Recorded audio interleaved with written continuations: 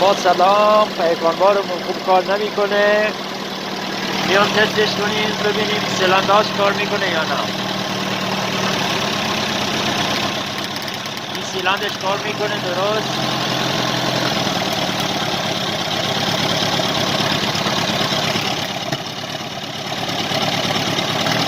این هم کار میکنه،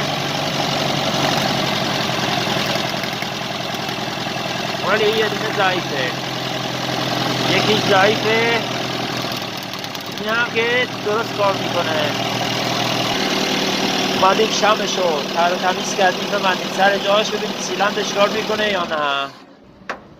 این که سیلندش کار نمیکنه شمشو باز میکنیم